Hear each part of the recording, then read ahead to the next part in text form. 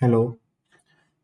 Now, in our next part, we are going to create the remaining tables which are for the faculty, and it would contain the faculty staff information, and there would also be another table of courses, the courses details like the course code, course title, the credit hours of that course, and the department would be included in that table.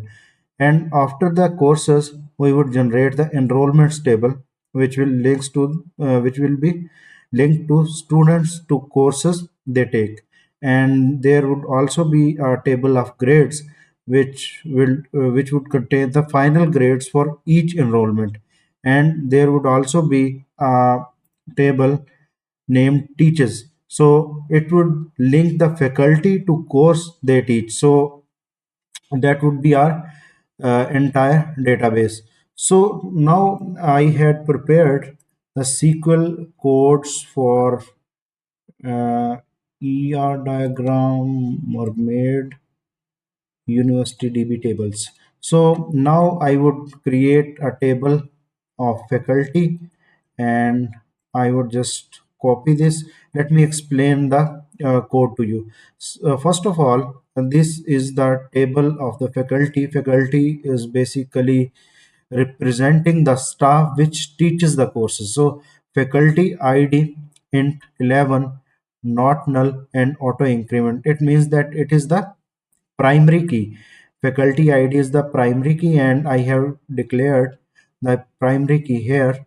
And after that, the faculty code, which is in the varchar, and it is not null, and it is set to unique.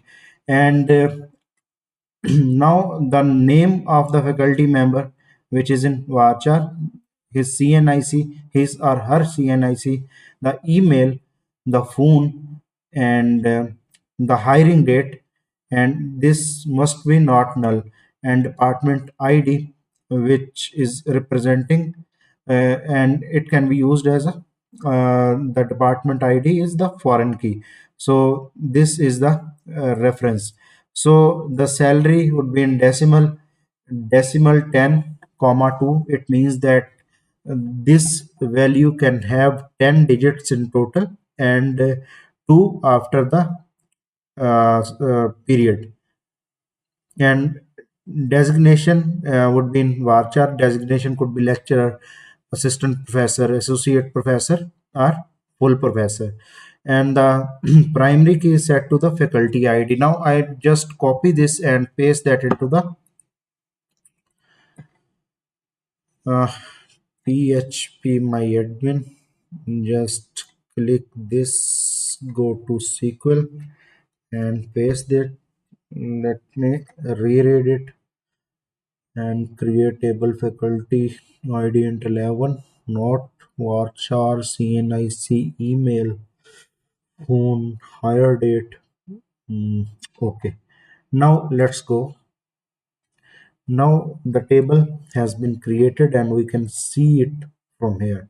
And this is the structure of the table. And this is a primary key and the other values which I have declared in the SQL query. So now the table of the faculty has been created. Now I will just go towards creating the other tables. You can follow the SQL code, and you can create tables for yourselves. So just wait for my next video. I would create another table of courses, and we would start from there.